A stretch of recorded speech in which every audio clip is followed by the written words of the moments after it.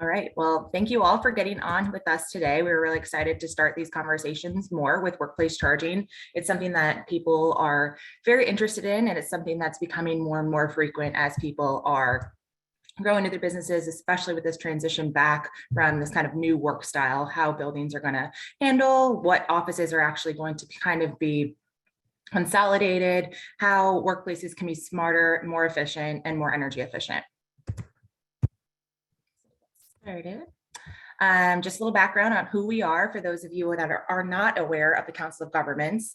We are the regional planning agency, and we do wear multiple hats. So we're the regional planning agency. We are the metropolitan planning organization under our Regional Transportation Council, which is the MPO. That basically means we get all the federal funds for transportation in the North Texas region, as well as our local Clean Cities Coalition, which is a Department of Energy program that has localized chapters all across the country focused on reducing transportation related emissions. You could see on the left why we focus and why my job is focused on air quality. It's because our region actually does not meet attainment on the ozone standard set by the EPA. And so the majority of those pollutants causing ozone are actually from the transportation sector. And so that's why we're focusing a lot of our work within the air quality team to try to reduce those transportation implications. This is the ozone trend line. So you can see while we are failing, we are maintaining forward progress and momentum. This goes back all the way from 1999 all the way to 2021. This is up to date as of September 17th. You could see that this year we have kind of stayed steady, which is why we want to push a little bit deeper and more aggressive with some of the additional changes that we could possibly further reduce ozone for. It is an ever chasing standard that we are trying to meet. Every few years, the EPA does set a harder standard to reach. And so we are still trying to meet that 2008 standard as well as that 2015 standard. Electric vehicles, because they produce no emissions, higher EV adoption can help further reduce this trend, which is why we're promoting it as a solution. Electric vehicles today in North Texas, there's approximately 18,000 of them scattered across our region as of August 2021. This is something that we've seen grow very quickly. You could see on the right-hand side, there is a small graph here that shows the growth trends. The three lines are broken out by the different types of electric vehicles that we classify within our registration data. So basically there's battery electric, which is a full battery electric, does not have any backup engine. As soon as that battery depletes, it has to fully recharge. So that is that red line. And then the gray line beneath is the plug-in hybrid electric. So that's considered an electric vehicle, has a smaller battery capacity. When that gets reduced, it does have a backup internal combustion gasoline engine that can run on like a normal hybrid vehicle. But because it does have that isolated battery where it could just run on electric, it is considered an electric vehicle. On the yellow line is both of those combined together, which is what we consider the total EVs within our region, as well as the state. Over the last 5 years, we have observed a 32.5% annual growth year after year on average, and we are anticipating that to continue to move forward. We do all this data analysis in-house at the COG, and we do, because we are a public agency, allow that to be a publicly accessible tool for anyone who's interested in gathering or seeing more data. We delve a lot deeper than just this general regional stuff. If you want regional stuff, we have it. If you want statewide stuff, we have it, or other regions within the state, but we also go all the way down to zip code. And so you can see they're all interactive tools. They're really great. You can access those on our Electric Vehicles North Texas website. There's 3 different tools that you can play around with there. When we're talking about how we anticipate the growth to continue, we're not just saying that just because we have a vested interest in it and we think it's a good thing. We are reading the industry, basically. We're reading the world. OEMs and auto manufacturers here. This is a map showing all of the actual goals they've set and investments that they've put in for electrifying their own fleet options. And so you have Ford, General Motors, Honda, Hyundai, Kia, Nissan, Stellantis, Subaru, Toyota, Volkswagen, and Volvo all have very different goals, but all in the similar vein of moving forward and progressing electric vehicle options across the globe. as a map breakdown of kind of where EVs are living, as well as the infrastructure associated with it. This is just a regional perspective. The darker the color in the back means more EVs are there.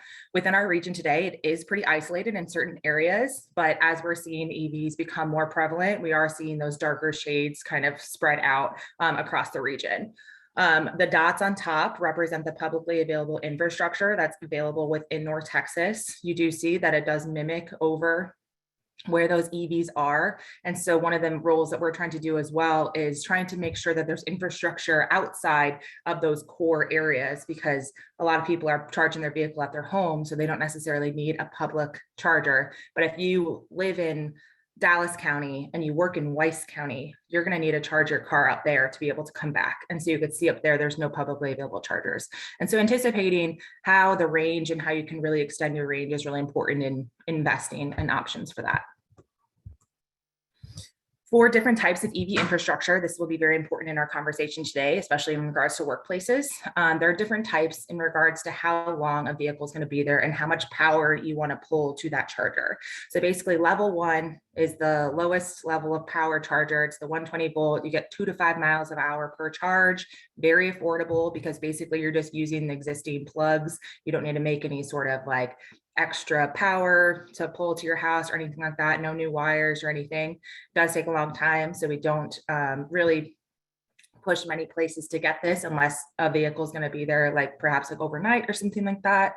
Level 2 is the most common type of charger we see in the public. As for longer stops, it gets approximately 10 to 20 miles of power per hour of charge. Slightly more expensive. You could see their installation is very impacted by where in the location, how much conduit it needs, how much trenching, things like that. And then the final one is those DC fast chargers, which are by far the fastest. It's for the on-the-go quick charge. You get 180 to 240 miles of charge per hour. But with that speed comes cost. And so those are significantly more expensive. And so we do anticipate those to be strategically placed in locations that people can't stay for longer. And so just anticipating your lot, how many people are there and how long people are staying will kind of differentiate what is the best type of charger for you.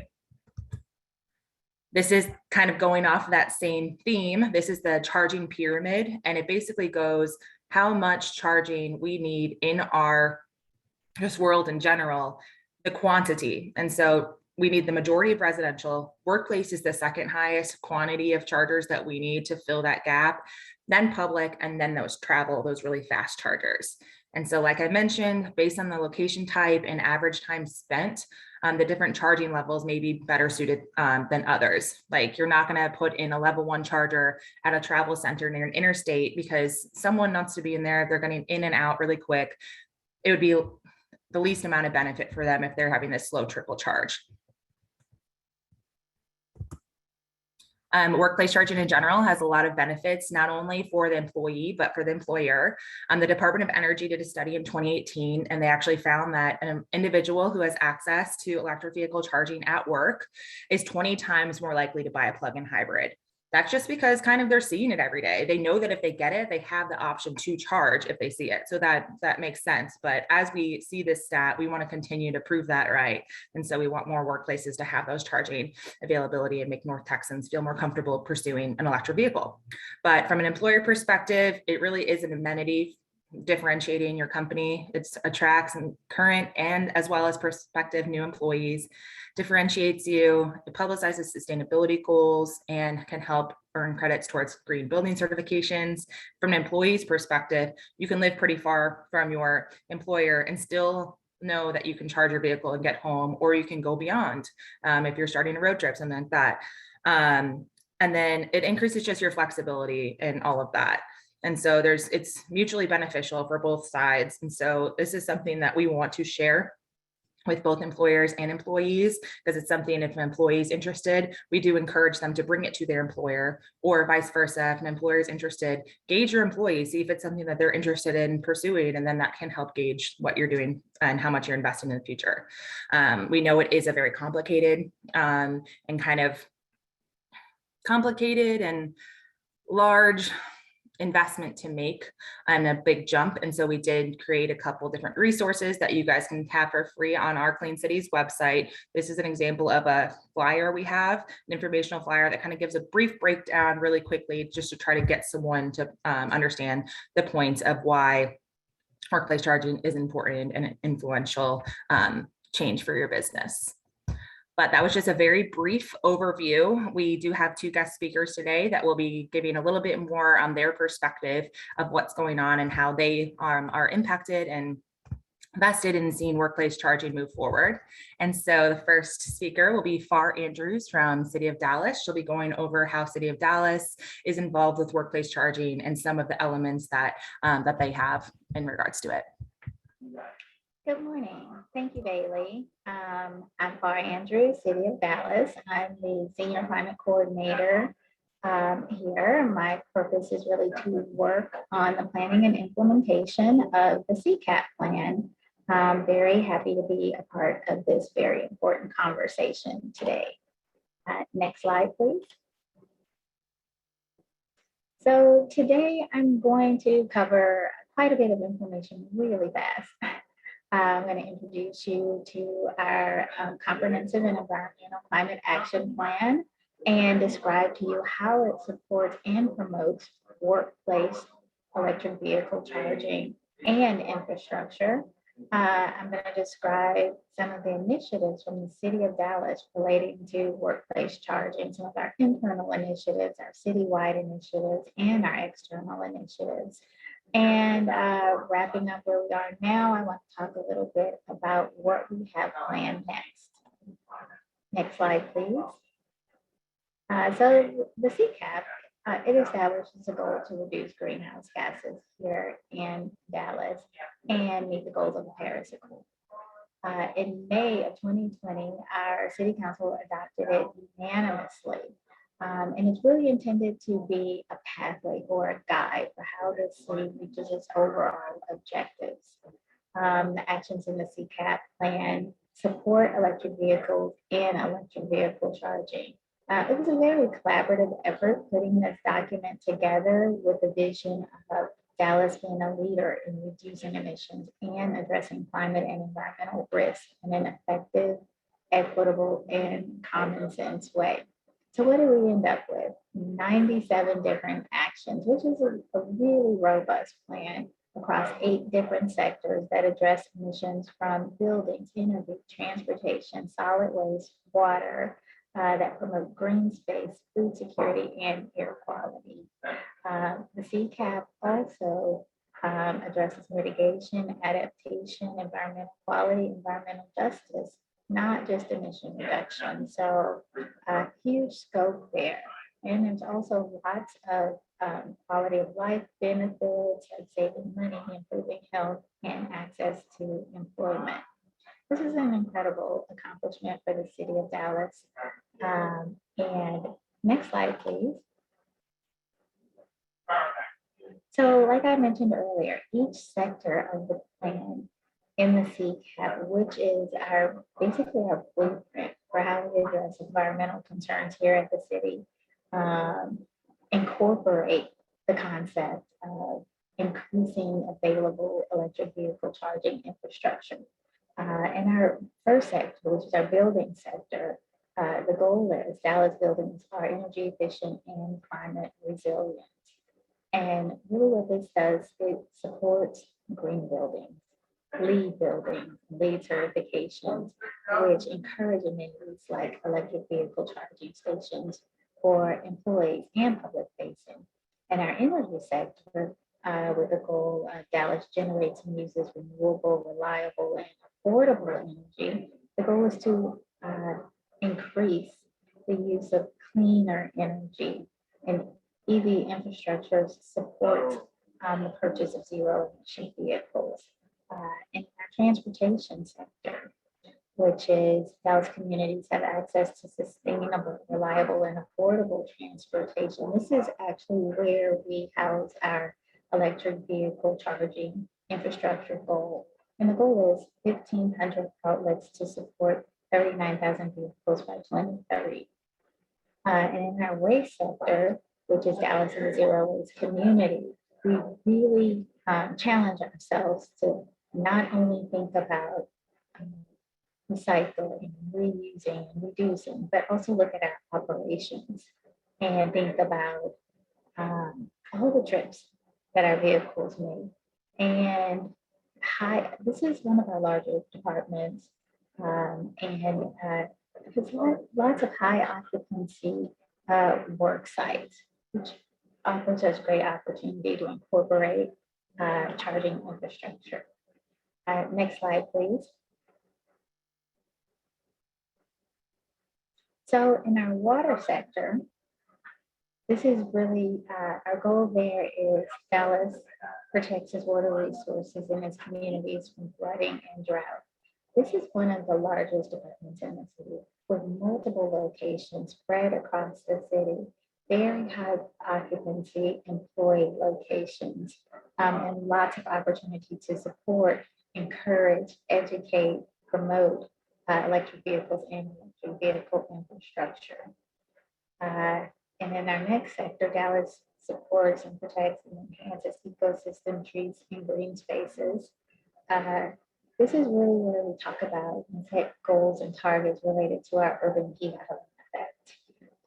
And this definitely connects in multiple ways to our electric vehicle, workplace charging, and infrastructure goals. And I think in our urban agriculture and food security area, where the goal is Dallas communities have access to healthy local foods. This is where we really had to rethink the transportation aspect, food distribution, and how we can encourage and support electric vehicles in this area. So I hope to see some of that in our new urban agricultural plan, which is just kicking off. And then in the air quality sector, zero emission vehicles, less ozone precursors, which equals cleaner air. So it's definitely reiterated in that section of our CECAP plan as well. Next slide, please. So I want to mention some of the things that the city of Dallas is doing internally to support electric vehicles and the purchase of electric vehicles and infrastructure. So here at the city, we have an internal group of climate champions. And what they do is a lot of the heavy lifting to implement our CECAP plan. And they have a really great acronym. This is our LEAF group, which stands for Leading Environmental Actions Forward. And 9 different departments represented in this group. And the ways that the LEAF group helps to advance the city's electric vehicle infrastructure efforts, really through outreach and education. So they meet quarterly, and we bring all these departments together. And this is a really efficient way for us to get the word out about new opportunities, provide some educational resources in a really clear and efficient manner. The LEAP group also has a system in place for reporting and accountability, where departments commit to specific milestones that help advance actions in the CECAP plan. And through this model, we've been able to incorporate electric vehicle infrastructure targets, milestones that are really helping us chip away at that goal we have of 1,500 EVS seats. And also grant and funding opportunities. This allows us to really leverage our resources and our purchasing power between multiple departments and align our efforts so that we can make a bigger impact. And we've been pretty successful in the areas of the Texas VMP grant and also Ozone Trend funding too. Next slide, please. So here are a few superstar departments in the city that I just kind of wanted to highlight. I think there are more stories to tell, but just really wanted to draw your attention to like our Parks and Recreation department. They really made a huge commitment in electric vehicle infrastructure, which really makes a lot of sense and creates a lot of opportunity, not only for city employees, but for the public. Because they have a lot of places where people gather and linger, which in general creates great opportunities for electric vehicle charging. And in fact, I hear stories from them about their charging infrastructure always being occupied, especially at places like the city and high occupancy rec centers. And then there's our Department of Transportation, who recently received a TxETRA and P grant for 2 new stations. And in our new strategic mobility plan, has specific language that also echoes the city's intention to support and provide more electric vehicle charging. Then our library. Our libraries, I guess, for early adopters because it's really low-hanging fruit where people drive and spend a lot of time and can charge their vehicles. They just received one of the grants too for 2 new charging stations. We have locations all over the city, so I definitely like to see more of them there. Another superstar on our list here is our aviation department. We were just notified last week or the week before that they received a Texas B&P grant for 10 new charging stations, which are going to be for employees and the public, and they're going to be installed in their garage. And hoping to see those come online by the end of the year. And this is in addition to the number of charging stations they've already maintained. Some new additions to our charging infrastructure list is our Dallas Water Utilities Department and our Sanitation Department. These are huge departments across the city. And now they're looking at their employees in a more strategic way. And how can we encourage them to purchase electric vehicles? And where can we incorporate into our design of our parking lots electric vehicle infrastructure and leverage some of the funding opportunities? So we do have an active grant waiting to hear from TCECOG on 13 new stations for the water department and 2 for sanitation for employees. Next slide, please. So another thing that the city is really proud of is our citywide efforts, which include our CBCA initiative. And this is our City Business Climate Alliance, which is a joint initiative with our C40 cities and our CDP and the World Business Council for Sustainable Development. So a lot of the major players in this effort, and this is not just the city of Dallas, and this is something that's international that we're participating in. We were specifically chosen to advance some of these initiatives. And what they do here is they're a global 2-tier network of cities and businesses with the goal of creating a systemic change that's really data-driven and collaborative.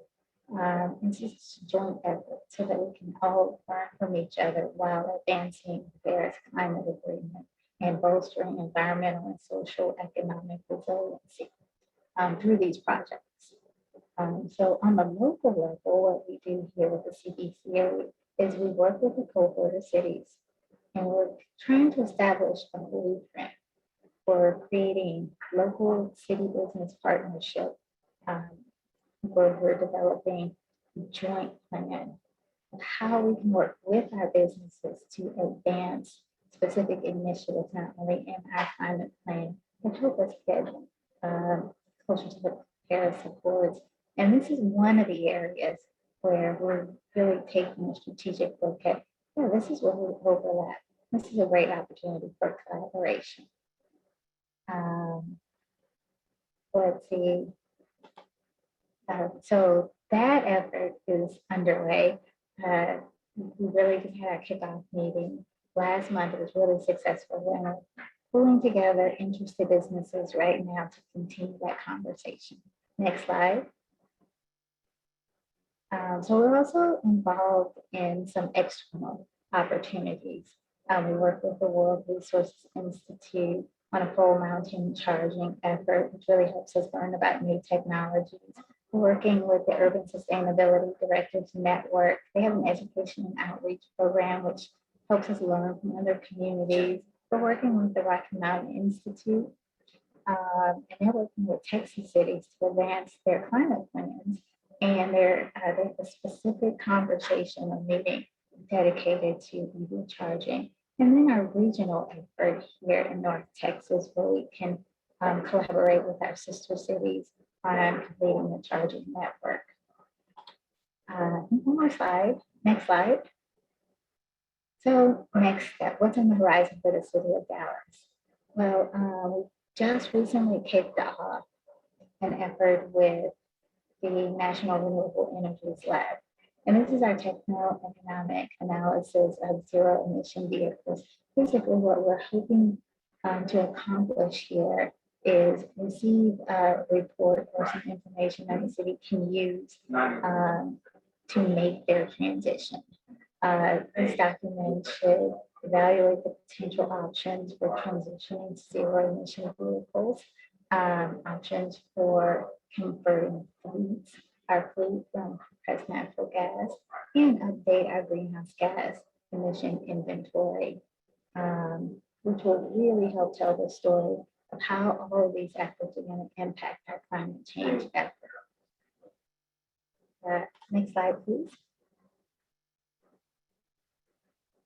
Oh, I think that's it. Okay. I don't know if we're taking questions right now, Bailey, or we're going to wait till the end. I think we'll probably wait till the end. Thank you. Okay. And sorry about the couple No worries.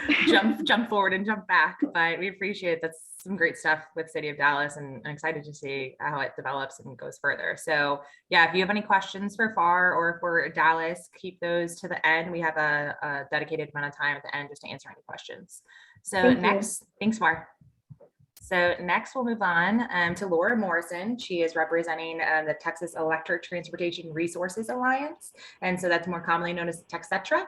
And so Laura, if you just want to start sharing your video, and you can start going ahead. Okay, I think you should be able to see my video now. Thank you, and I really appreciate the two presentations that you all gave. It's a great overview. Yeah, next slide, please. So I am with the TxETRA. Actually, we have two organizations. I'm with the 501c3, which is called the TxETRA Education Fund. And we're a statewide organization, basically working on ways, programs and developing policies. We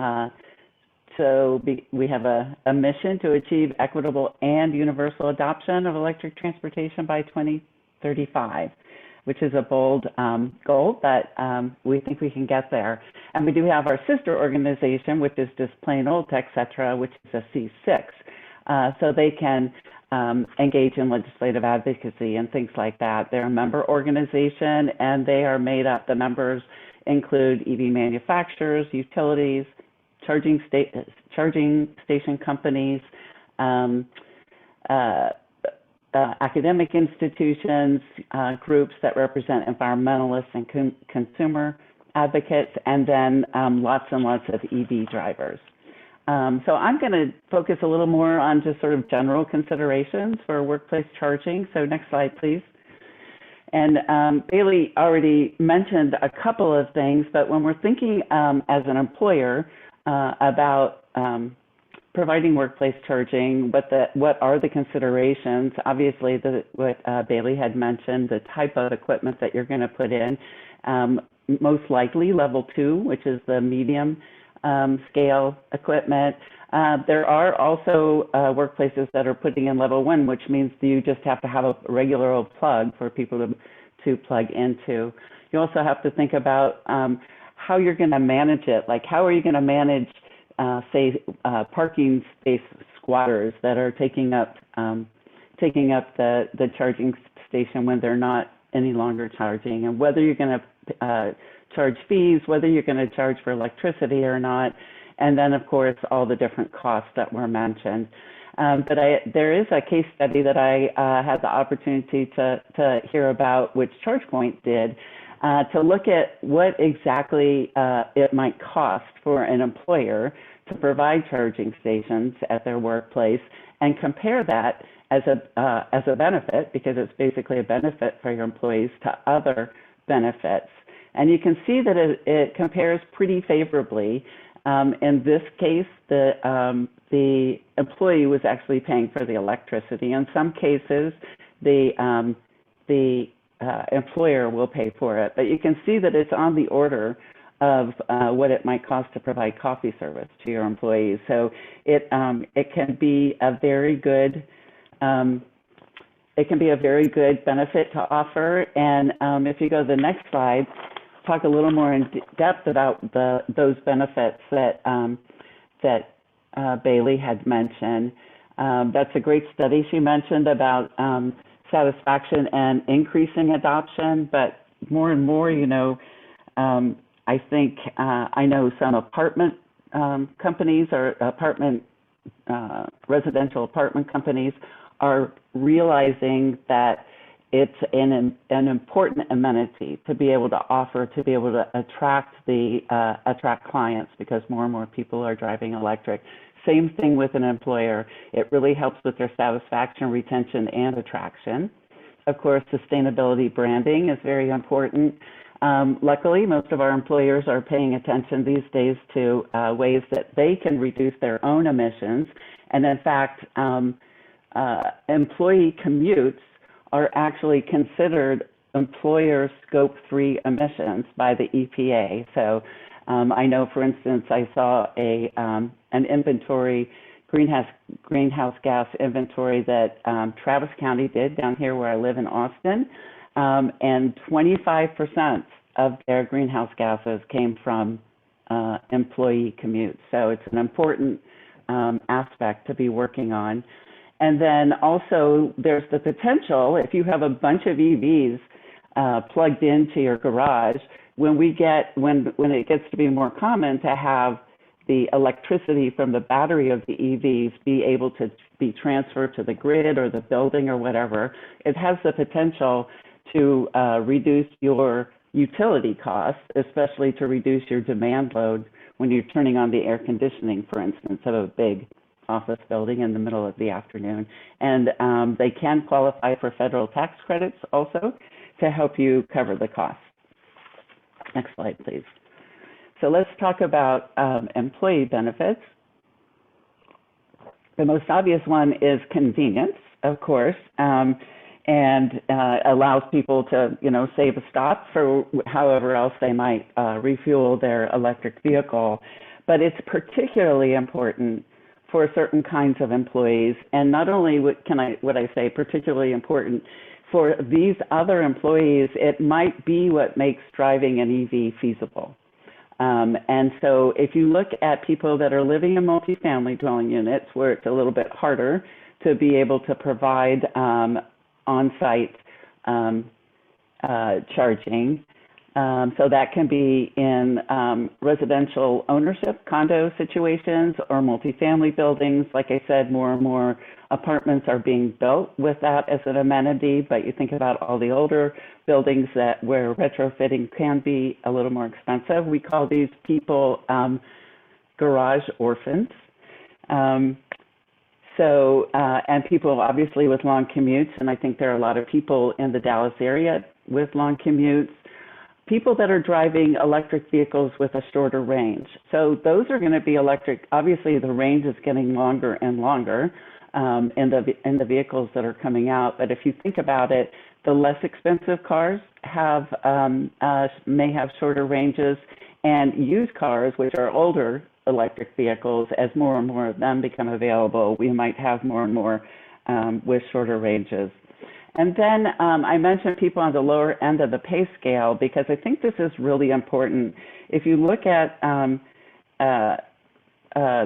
folks that are on the lower end of the pay scale and the savings that can come about from driving an EV, it can have a really large impact on their financial situation. And if you think about all these 4 different kinds of employees, they may all be one person. if you have so many people that are renting, maybe 50%, a very high percentage of them on lower income levels. There's a concept of drive till you qualify, which is, it gets less and less expensive the further away you get from employment centers. So those people might be looking for EV charging also. Okay, next slide. So, but let's go back to that convenience factor and forget all the other issues that I just brought up. I think the average number I'm hearing these days across the nation is that of all the EV drivers, 80% of them charge at home. So you might think, well, what the heck, they don't really need, it's not that critical for them to have workplace charging. In fact, I was talking to one very large employer in San Antonio who said, I just don't think it's necessary because everybody that drives an EV has a charger in their garage. But this was interesting. We did a survey last year. Some of you might be aware of it. It might have been one of the 2,000 folks, or I forget if it's 1 or 2,000. We had about a really good response rate across the state of Texas. About 2 or 3% of all the EV drivers responded. And what we found was 95% of those people that responded could charge at home. But we asked them, where do you think more charging stations would be useful? And 55% of them said at their workplaces. So even though folks have the opportunity to charge at home, more than half of them still think that it would be useful to have charging at their workstations. You can, it might be a little hard to see that graph. Should have bolded those things, but obviously highways comes in at the top, and schools comes in at the bottom. Anyways, that whole survey is available if you're interested. And I think this speaks particularly to wanting to provide amenities and benefits to your employees in this day and age in the tight labor market, for sure, where retention and finding qualified hirees is can be difficult. Okay, so next slide, please. Let's talk a little bit more about that impact on lower paid employees. In general, you can see on the left, there's Consumer Reports did a study about a year ago, a survey of all of their members that were EV drivers, which were a lot, and they found that on average, they were saving a ton of money on fuel savings and on maintenance. And the chart on the right shows you that for lower income people, their cost burden for transportation, it can be extremely high. You know, we think about cost burden, I think it's a sort of common language to talk about the housing cost burden, where, you know, you don't want to spend more than 30% of your income on housing. Well, here we're looking at what percent of your income are you spending on transportation. And this is somewhat old data. Hopefully we're going to be getting some updated data. I don't know if you know TxETRA, they're a great organization, and the state might be doing some new surveys. But the fact of the matter is, the percent of people's income that are in the low income brackets that they're spending on transportation can be huge. So if the employer can put something in place that really helps them save, that can be a significant portion of their income. So I like to think of it as, you know, I know everybody's struggling to pay higher wages. It's sort of a way to give your folks on the lower end of your salary range a virtual space. Okay, next slide, please. So that same study case study that I mentioned before took another interesting look at it, and they showed that if you look, just say, let's look at the column on the right.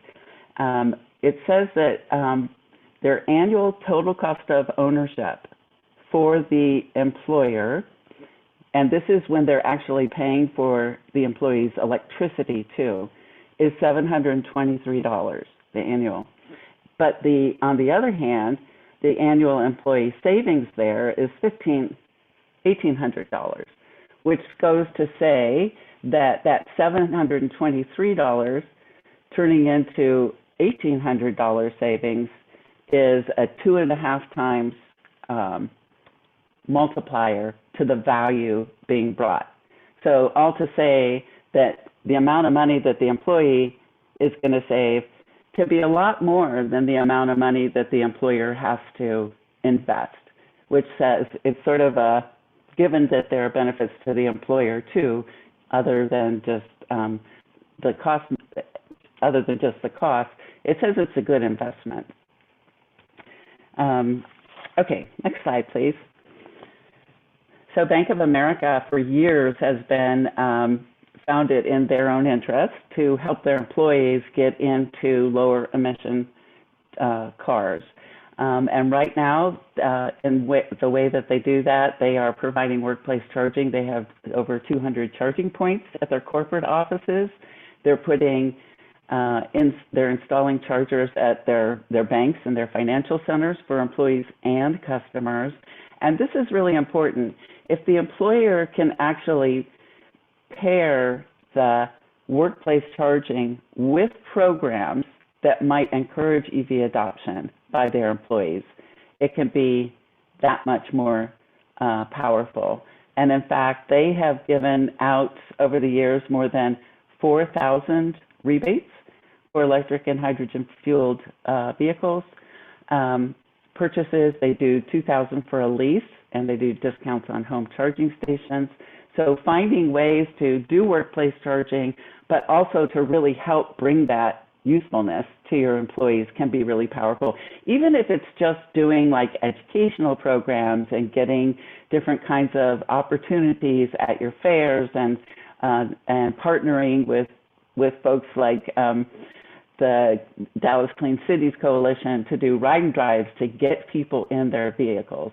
I have to say that one interesting thing to think about is the fact that one of the biggest predictors of whether somebody's going to buy an electric vehicle is if they have experience with an electric vehicle or driving an electric vehicle, which is really great because now that we're thinking about like cities and corporate fleets becoming electric, that means all those employees are getting that experience with an electric vehicle, which means that they're going to be more likely to be interested in transferring it over. Okay, I think I have one more slide.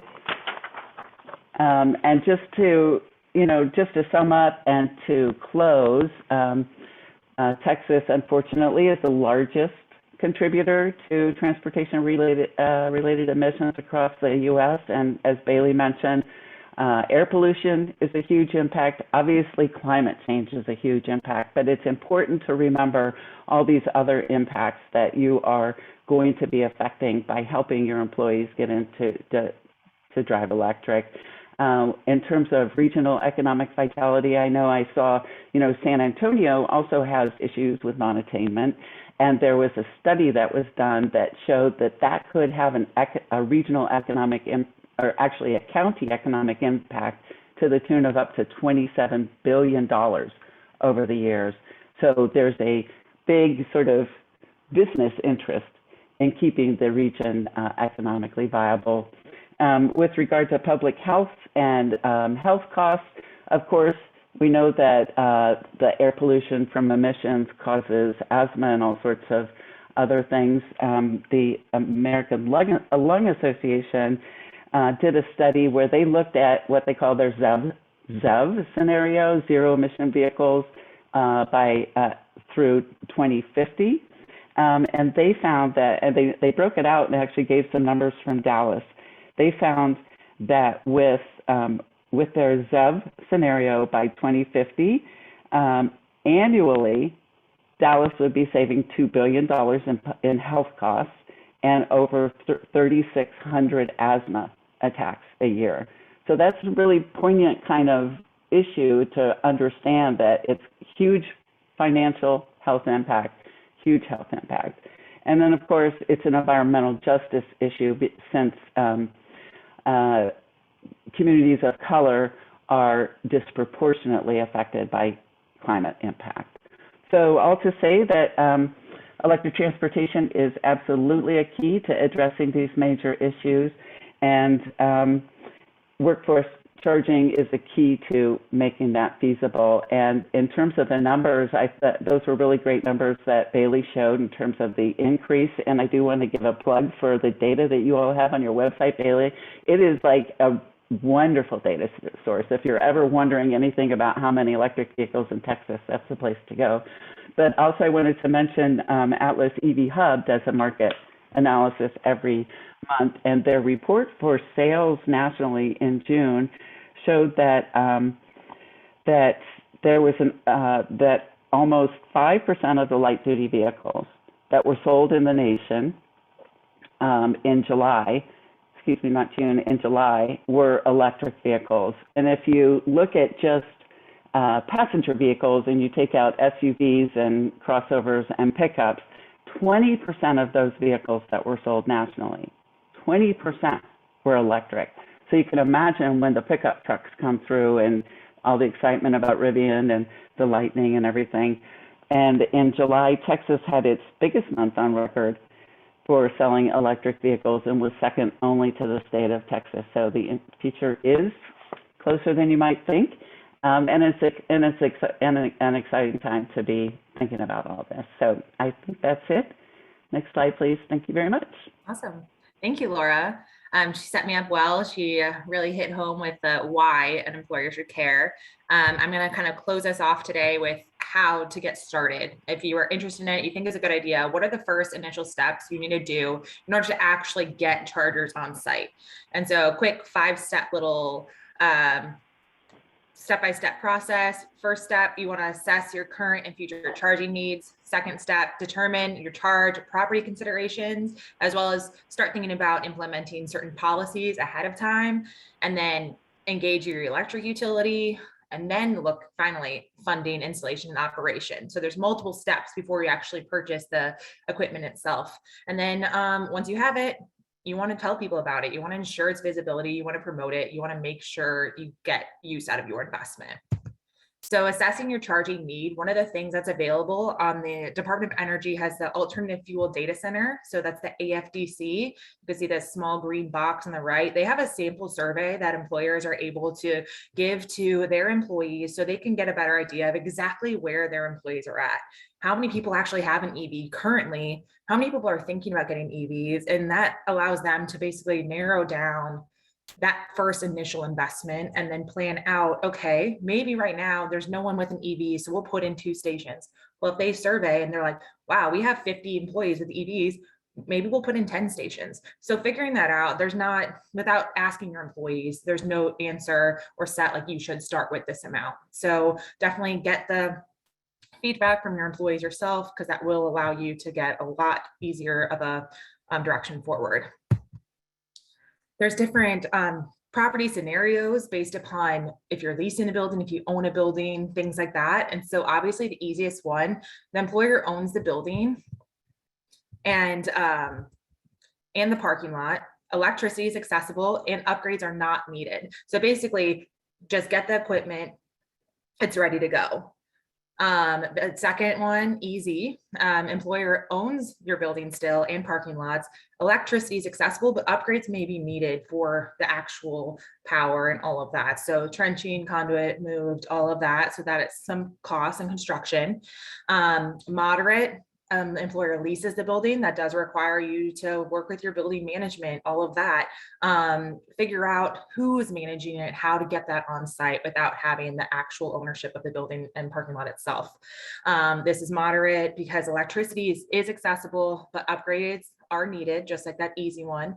And then finally, the most challenging, but not completely off the table, you lease the building and you have independent parking and no electricity is accessible. So trying to figure out different ways, if you are within that category, to how to still get that amenity and benefit to your employees with kind of those extra things on your back.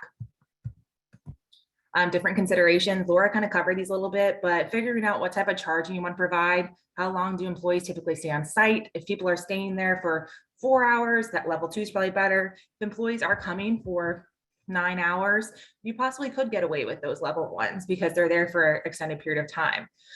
Do you have adequate electrical capacity to support either, or would DC fast or additional faster chargers require additional upgrades. If you have a parking lot that doesn't have any electricity, if you're trying to put in a DC fast charger as an amenity, that's going to cost a lot of money because you're basically moving tons of power to an area that currently didn't have it.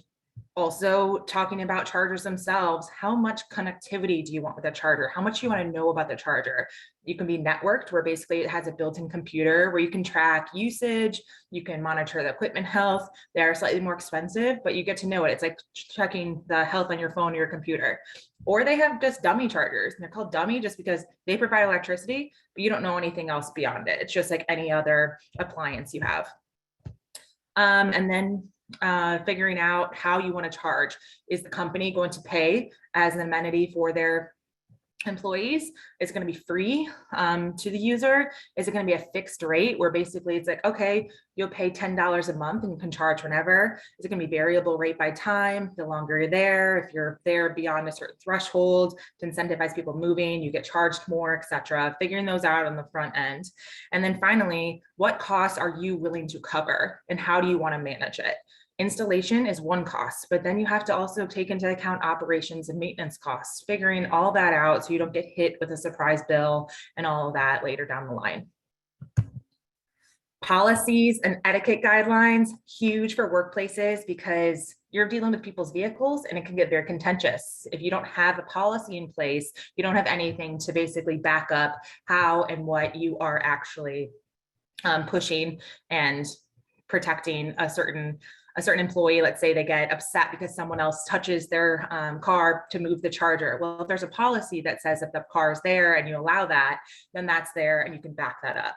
And so there's a couple different guidelines, like you can guidelines for time limits to encourage people to move, guidelines on whether it's available for employees, visitors, or the general public, enforcement and dealing with basically communicating what the type of enforcement will be if a non-EV driver blocks the spaces, etc. What happens if someone unplugs someone else's vehicle, those payment structures I just mentioned, and then determining maintenance and repair responsibilities at the time of install. That basically allows you to figure out a lot of different situations that possibly could happen and clears a lot of future headaches. Utility engagement is probably one of the most important things that people don't think about. This you need to do early and you need to do it often. You want to talk to your utility about your possible plans. And then as things start coming to fruition, you want to talk to them again. As they are dealing with more and more EVs, the utility is who is going to generate and deliver power to your site. So you can't expect a utility just to be like, hey, okay, you want 30 DC fast chargers, that's fine tomorrow. They need time to prepare for that. And so figuring out if their distribution service is adequate to support your planned EV charging, gives them some lead time to prepare that and generate that to get to that site. And then they can also help advise customers about electricity service and metering equipment options necessary to support your engagement. They're trying to figure out, okay, here's your pricing structure. They don't want to hit you with huge costs either, but at the same time, you need to work with them to figure out the best solution for your actual site. And so we have EV contacts for different utility service areas across North Texas. So if you're not sure what utility you fall under, you can let us know and we can get you that specific EV contact. Encore has a free new construction EV management handout for guidance, and we have that linked on our event website if anyone wants to know that. But basically it gives a breakdown of when you should contact, how you should contact, and different elements in regards to that.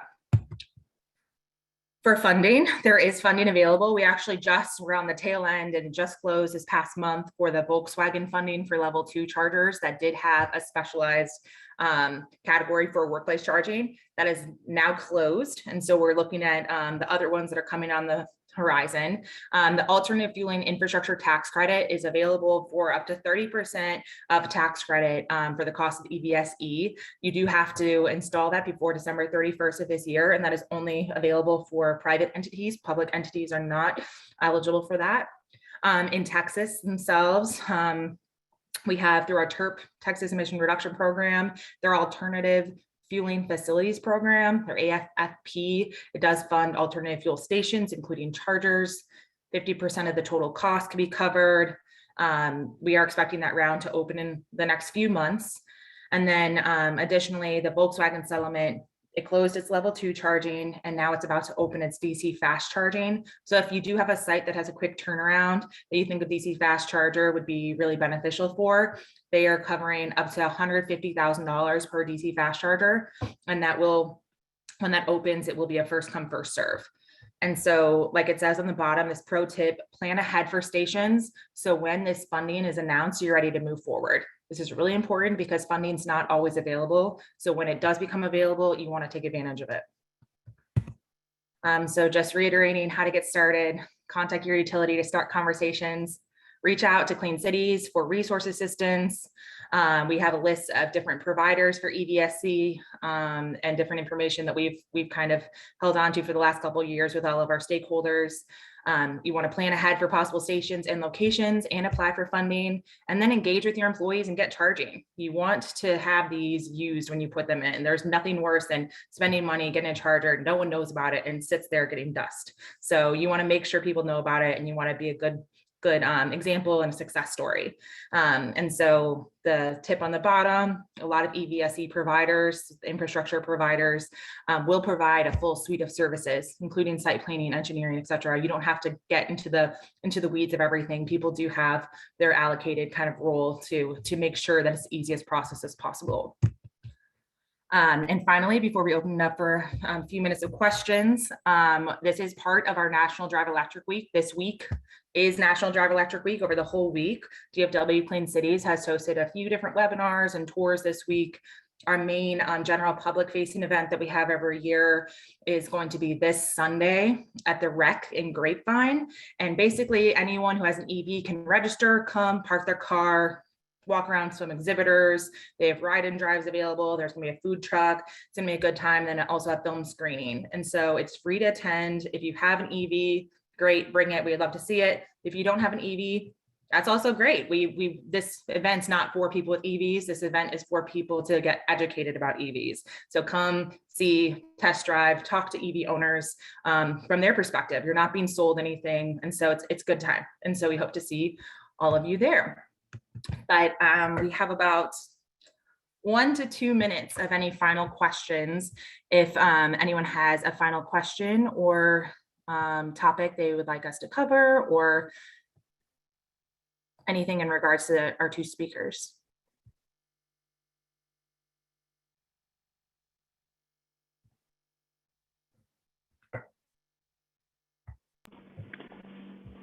Bailey, I noticed a question in the chat about providing the slides and contact information. I'm happy to have my contact information shared. Perfect. Yes, so we will be sharing the slides as well as the recording. It will be posted on our DFW Clean Cities website. We will make sure to go and let you guys know when that's available with all your information. But also, which would help us out exponentially, in the chat here before y'all log off, if you could put your name and your organization that you're representing, that would help us out a lot with figuring out where and the most relevant type of materials to reach out to you about. So if you would do that, we'd really appreciate it. But like I mentioned at the beginning of this is a very, very quick start to just a small start to a very large capable effort in regards to workplace charging. So this is just one of the first conversations we're having. And so we do appreciate you guys getting on. As we recorded this purposefully, we want you guys to be able to share this information, share the resources with others, and let us know if we can be of any help. That's our entire job, is to try to help people navigate this kind of new industry and figure out the best solutions for them. And so we do appreciate everyone's interest in this, and we do hope that you will promote it and share it to others. But with that, I can stop the recording and hope y'all have a good rest of your Friday and an even better weekend. Thank y'all. Thank you, Bailey.